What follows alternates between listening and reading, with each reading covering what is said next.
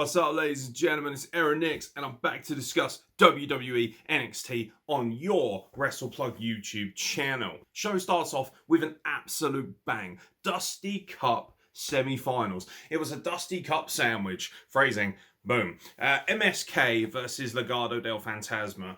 I am a monstrous fan of MSK, formerly known as the Rascals. As you know, I've been hyping them forever on this podcast, whether it be on the Impact coverage, whether it be on the independent coverage. And now I get a chance to fawn over them on my two favourite hours of the week in wrestling. I have made no secret about the fact that I think that WWE NXT is the best show in wrestling right now.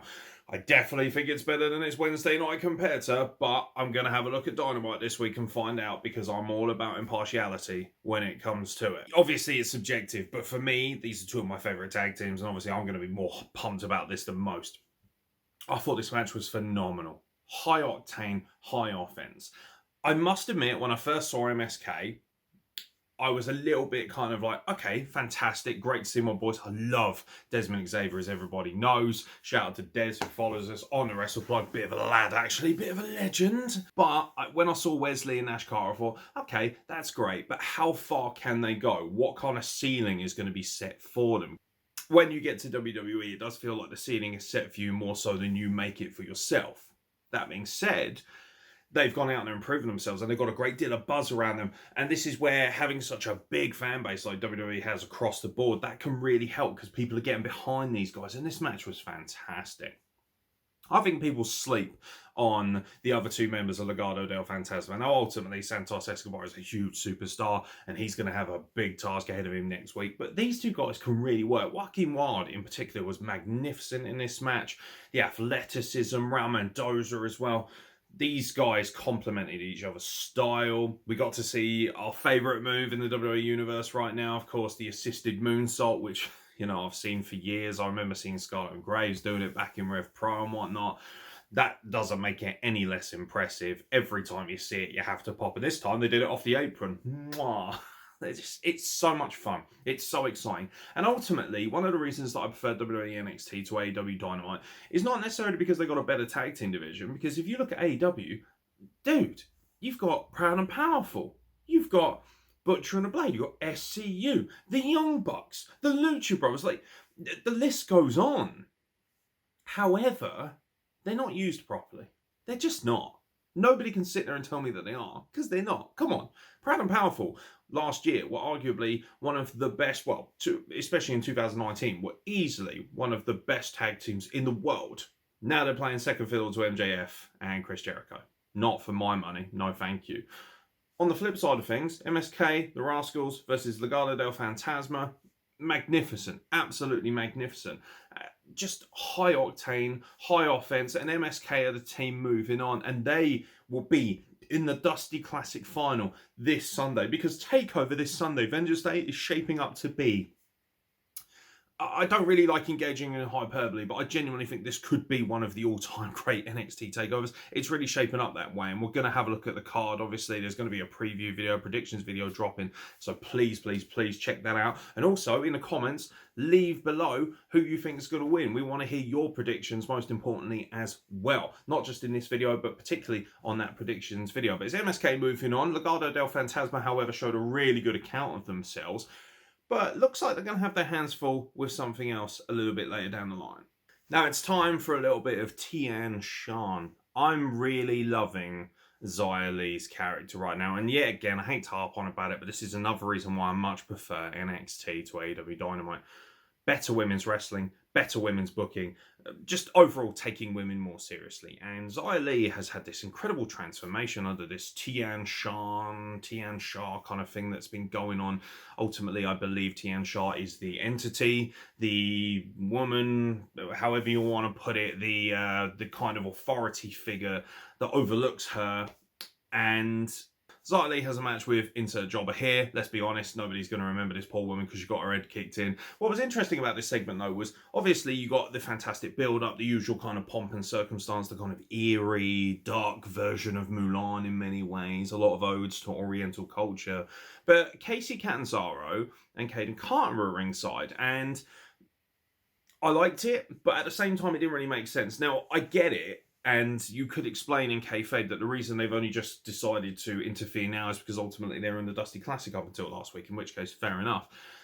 But they sort of come down and are like, this isn't you. What are you doing? It's like, she's kind of been like this for the better part of a couple of months now. Pay attention, ladies. Like, but they kind of get involved. So obviously, Xylee dispatches this poor woman in rapid time, and rightfully so.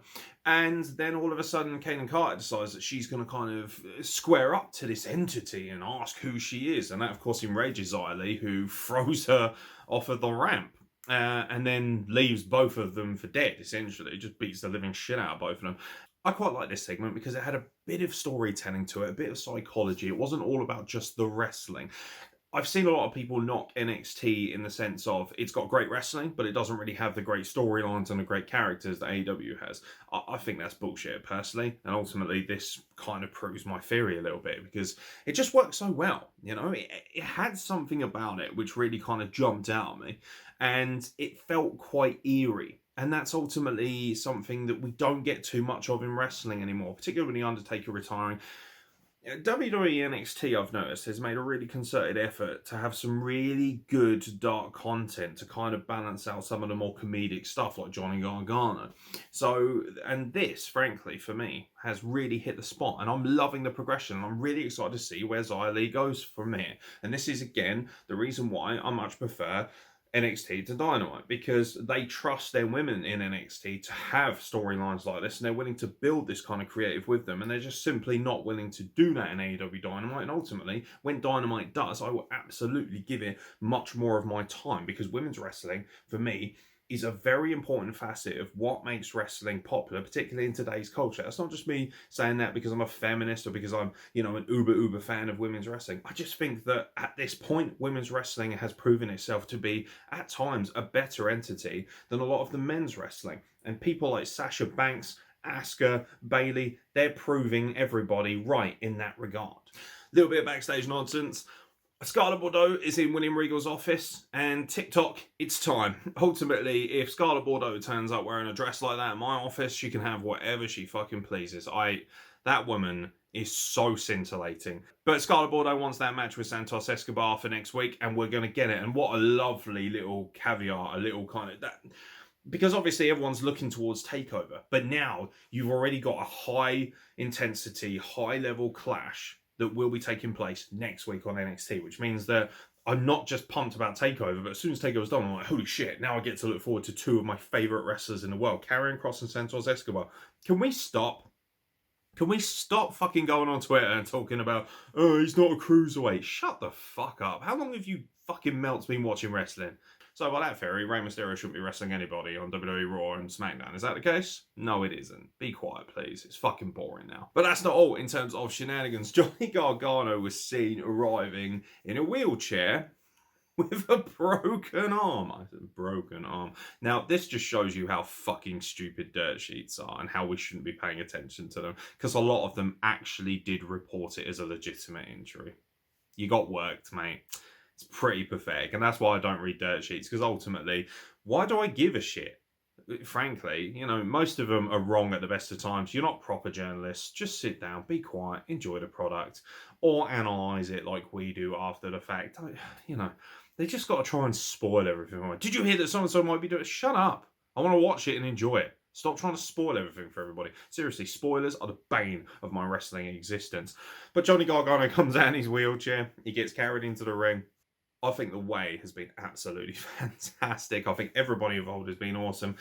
Austin Theory, obviously, not everybody's cup of tea in terms of allegations and things like that. But no denying that he's added a bit of a comedic presence to the way. So if you're looking at it purely from that progression, I have to respect what Austin Theory is doing as a heel. I think that's excellent. All personal feelings aside.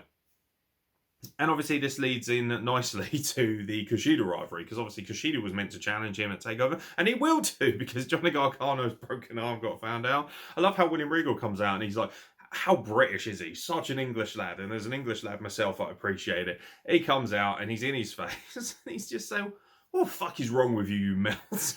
That's essentially what he's saying. He's like, stop being a fucking fairy and put your North American Championship on the line. And that's exactly what he will do, because Rico was like, mate, you got medically cleared, so that's not happening. But why don't we ask Kushida? And one thing I'm really liking about NXT, they've been doing a lot of this, is very good camera editing, which is actually a surprise, because obviously you've got Kevin Dunn, who's normally in charge. I don't know if he's skipping out on Wednesday nights, but someone's doing a really good job on this show, to be fair. Kushida's already standing there, you know, the camera pans back. He stood with them. And I love that Austin Theory's such a fucking moron. He's like, yeah, oh shit. I like it. I think it really works. The double take always works. I think it's quite funny. It's very slapstick. Actually very British in terms of the way it's done. And I really appreciate that. I thought it was a fantastic little nod to the humour that can be involved in this rivalry. And Johnny Gargano getting knocked back into the wheelchair and kind of like, woo! Like back in the day with Bret Hart and Shawn Michaels, that was money as well. I thought it was fun. And the good thing is, it didn't get in the way of the women's tag team match, because obviously the other Dusty Classic women's semi-final was to take place at this point. And of course, it was Candice LeRae and Indy Hartwell versus Ember Moon and Shotsy Blackheart, who both look fucking redonkulous on that tank. Mate, just going to put it out there, Shotsy Blackheart's tank is better than DX's tank. Just, it is what it is, lads. Just deal with it. But this match really showed out, because last week we had Dakota Kai and Raquel Gonzalez, who are, you know, two of my huge favourites. They were against Kacy Catanzaro and Kaden Carter, and it just felt very botchy. It felt a little bit misplaced, lack of communication in places. This could not have been any further from that. This really was a magnificent example of what the women's tag team wrestling can do. Something that the anti-WWE smarks want to fucking harp on about, and they want to hold on to for dear life, is, oh yeah, well, your women's division, you know, the tag team division's a joke. And nobody's saying it's fantastic, but this kind of match will help that no end, because this was such a credible match, and it had great continuity, it had great transitions, the moves were high flying, they were impactful. Shotzi Blackheart's kicks are absolutely magnificent, and ultimately it's the faces that move on, as you would expect, because of course they're going to be facing the team of Raquel Gonzalez and Dakota Kai in the final of the Dusty Classic again this weekend, this Sunday at TAKEOVER. Honestly, it is really building up to be quite a special pay-per-view, and I expect this match to tear the house down. I really do. Shotzi Blackheart and Ember Moon are kind of like cult classics, cult favourites with wrestling fans overall. People really feel drawn to Shotzi Blackheart especially, and of course Ember Moon as well, who since her return has been lights out. And we've always known she's an amazing worker, but she was gone for so long with that injury. I think some of us had really, myself included, forgotten just how special she actually can be. And she's just been absolutely phenomenal and lights out. And I'm really excited about this. This is the perfect final. I could make a serious argument that these were the best two women's tag teams going in this. I suppose I could make the argument that ultimately one of the big issues was that some of these women's teams, they were solely in there so they could be used as storyline or plot devices to further what they were going to do later down the line in other matches and other rivalries. But still, it has delivered. I would say the men's has delivered more. That's coming from the world's biggest women's wrestling fan. So that tells you everything you need to know. But this match was absolutely magnificent and deserved all the plaudits it was getting. It was lovely to see on social media as well. So many people getting behind this match and really enjoying it, because it was a really great positive experience. I'll tell you what won't be a positive experience. Legado del Fantasma. Santos Escobar is backstage. I still maintain that Santos Escobar is a monstrous megastar in the making, particularly when it comes to all this Latin flair that has been thundering through wrestling right now. We've seen so much of it across every promotion, and Santos Escobar is just so good. He looks great. He talks so smoothly. His primer's great, and his in-ring work is damn near flawless. I genuinely think he's one of the most exciting and best wrestlers to watch in the world right now. And he tells his boys, TikTok lads, it's time. It's time to fucking make sure that somebody doesn't make it to next week. So he essentially sends his goons packing and says, go and find Karrion Kross and do the business. And a little bit later in the show, you find both lads decimated, because don't know what they were thinking they were going to get the jump on Karrion Kross. And obviously that's enraged him more, which is a terrifying prospect for everyone's favourite Mexican wrestler, Legado del Fantasma himself, Santos Escobar. Yeah, that's just a nice little build, very simple. Love the fact that he just screamed at the camera, Mr. Escobar. I was like, Jesus Christ. You know, it reminded me a little bit actually. Do you remember when you were a kid and you were at school and the school teacher would say your full name? They wouldn't just say, you know, your name. They wouldn't just be like, Aeron. They'd be like, Mr. Nix. Uh-oh. That's when you knew you were in trouble. Same as when you were at home. You knew you were going to get an ass whipping when your full name was mentioned. And this is kind of how it felt. I was like, oh man, please don't murder Santos Escobar. He's so good. Really hoping that this match is going to be an absolute barn burner and not just a complete destruction derby, because hopefully Santos Escobar is going to use some of his more wily tactics to keep it going. But ultimately, obviously, I expect Karrion Kross to come out on top. But either way, very excited about it. I really love this rivalry, and it helps to build for next week's NXT, like I said earlier. Austin Theory versus Kushida. Like this match, very simple plot device. The idea being that we're building towards, of course, this Sunday's match for the North American Championship. Kushida, as you would expect, gets one up on Austin Theory pretty quickly. I do find it very interesting. Maybe it's just me. Maybe I'm looking into it too much. But you got guys like Austin Theory and Matt Riddle and Velveteen Dream. And I suppose Riddle not as much because he has got a bit more of a substantial push. But it seems to me like a lot of the guys who were mentioned in allegations involving speaking out and that, who have still maintained their position on TV, maybe it's just me, but I found that they tend to be jobbing out a lot more and being made to look a bit more stupid. Velveteen Dream is probably the biggest example of that. Obviously, it's not the case with everybody, because I know people are now just going to comment on, what about Jordan Devlin? Yeah, I fully understand.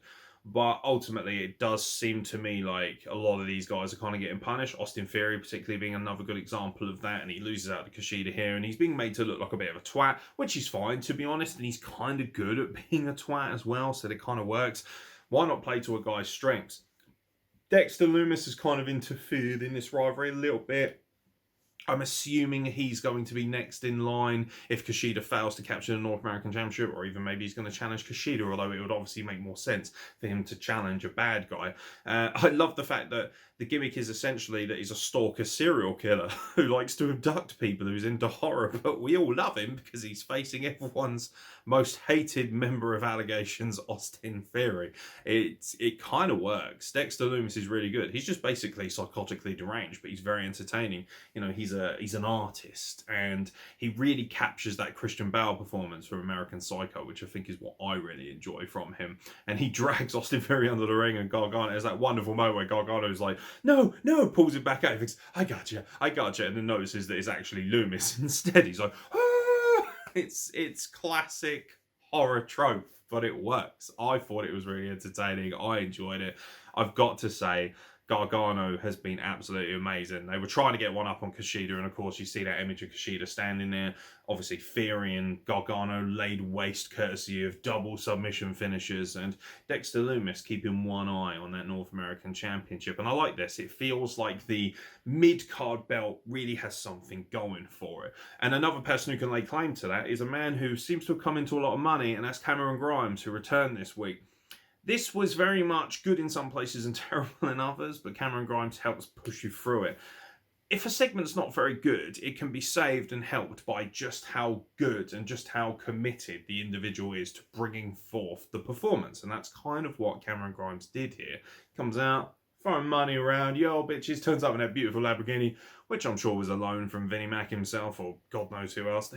Knowing them, they probably rented it for a few $100s, because you know what WWE's like. That's what happens when you've got enough money to burn, I suppose. And ultimately, they stuck quite a bit in his pocket. He comes down, he claims that he's been playing video games, and he's been making money off of GameStop, which everybody knows by now has been a big talking point in terms of stocks and shares. And he also apparently made some money off of Dogecoin. I think he meant to say Bitcoin. I think that was the joke. It was a bit cringeworthy, and he's going, nah, and he's like freaking out and throwing money around. But Cameron Grimes is back on the product, and that's good news for the mid-card, and it's very good news for those of us who like a bit more of an entertainment-based form of wrestling, because he's hilarious and fantastic. To the moon! He's just so entertaining in every sense. I really maintain that Cameron Grimes is the kind of... It almost feels like he's a throwback. And I genuinely believe that Cameron Grimes, if you put him in NWA back in the 70s and 80s, he would have been a megastar. Not just because he looks like a country caveman, but ultimately he's got that level of charisma to really help drive you through, but yet he can work so well in ring. And there's a reason why so many people are getting excited about Cameron Grimes. And the main event. The main event is what I came here to see. I won't lie. Now, as everybody knows, Grizzled Young Veterans are my favourite tag team in wrestling right now. I have watched Zach Gibson for many years. I think he is an absolutely world-class star, probably possibly the best mic worker in all of WWE right now. He's definitely up there for my money. He's so good at garnering heat and agitating people and upsetting them immediately. You've only got to go back and watch some of his stuff on Progress. I know there's some of it on the WWE Network. Try and dig it out, because a lot of his promo work is absolutely phenomenal, particularly when he referred to everybody in the Alexandria Palace as bandwagon jumping cunts. For a place in the Dusty Classic final, it is, of course, G.Y.V versus the makeshift team of Timothy Thatcher and Tommaso Ciampa. I kind of got my high horse, and I am consistent, because I've been saying for weeks and weeks and weeks, I don't like tag teams that are made up of single competitors unless it's for a particular reason. They made sense as a tag team, but I have to be honest, I would have been absolutely furious if they knocked off G.Y.V, because for me, what you're essentially saying is that, oh, because Tommaso Ciampa has a bit more star power, and because they're two absolute units of men, they, for some reason, should go over a well-oiled tag team, and that should never be the case in tag team wrestling. And it's great to see that NXT, unlike the rest of WWE, and particularly AEW, still loves its tag team wrestling and still looks after tag team wrestling the way it does. And G.Y.V get the win. And I can tell you right now, I popped my tits off. I did. I went absolutely barney, because I honestly thought that Thatcher and Ciampa were going to win. Obviously, it makes more sense, especially with MSK being faces as well. That great face versus heel dynamic. Obviously, it makes sense, though, because you've got this plucky, somewhat arrogant, cocky kind of team in MSK that everybody loves. You know, the whippersnappers, the young lads, versus the much more aggressive, albeit still quite young in their own right, grizzled young veterans who do things in a more traditional way. And it's a great contrast, and it makes for a perfect final. But this match was fantastic. The only thing I would say is, because obviously when it started, there was about 10 minutes or so left of the broadcast, and I thought, oh man, that's a bit disappointing, because you would expect these guys to get 20, 30 minutes. Maybe you could have done without the Cameron Grimes segment, use that for another night and just given them just that little bit of extra time. But my only critique of this match would be that it was actually just a little bit too short. But it was fantastic to see. James Drake picking up the win is such a big deal as well. I think that's fantastic, because there has really been an onus on, Zach Gibson being the leader, but both guys are such world-class wrestlers. I still maintain that James Drake, just because he doesn't talk, I don't think people realise just how special a talent he is. He's got a great look. He's world-class in the ring. He's got such a fantastic mannerism outside. He's so professional, as is Zach Gibson. And I'm really excited about these guys and their future. And for the second year running, they're in the final of the Dusty Classic. Now, last year, they lost out to Riddle and Pete Dunne. This year, can they overcome MSK? And what a place to leave NXT with the idea of these two facing each other for the Dusty Classic Cup this weekend at Vengeance Day TakeOver, which is going to be lit. We've got 5 world-class matches. Pete Dunne versus Finn Balor for the NXT Championship. A triple threat match for the NXT Women's Championship. Io Shirai defends her title against Toni Storm and Mercedes Martinez. We have a North American Championship match as Johnny Gargano defends the title against Kushida. And then we've got both Dusty Classic finals. On the women's side of things, it's Raquel Gonzalez and Dakota Kai versus the team of Ember and Shotsy Blackheart. And of course, the match that I'm falling over right now, MSK versus Grizzled Young Veterans. Any one of those matches could possibly steal the show. I'm going to put my money on MSK and G.Y.V. absolutely tearing the house down. Give those boys all the time they need and let it rip. It's going to be sick. It really is. If you watched NXT, let me know what you guys think. Loads of content coming, not only on the YouTube channel, but also on our audio podcast as well. Obviously, for pay-per-views, we make sure that we drop an audio podcast too. So if you're on the go or you don't have time to watch my ugly mug, please make sure that you subscribe to the Wrestle Blog wherever you get your podcasts. We are available across every platform you can imagine. Spotify, Podbean, Apple, Stitcher. They're all there. Make sure you check it out and subscribe. And of course, with the YouTube content, we're going to have a No Surrender Predictions podcast. We're going to have an NXT TAKEOVER Predictions podcast. We've got a State of Wrestling address dropping as well. Not to mention, of course, our coverage of SmackDown, Raw, NXT. The content never stops, and hopefully the subscribers aren't going to stop either. And the first giveaway will take place this Sunday when we review NXT TakeOver Vengeance Day. Make sure you tune into that podcast, because that's where we're going to be giving away a t-shirt or a piece of art to one of you lucky devils who currently subscribes. And if you want an extra opportunity to win, all you got to do is follow us on Twitter at WrestlePlug. We're looking to try and garner as much interest on our social media as possible, and ultimately you can always interact with us across all of those platforms. And finally, please make sure that you hit the bell icon so you can get notifications of all of our content going forward. I've been Aeron, and I'll catch you very soon for more content from the WrestlePlug.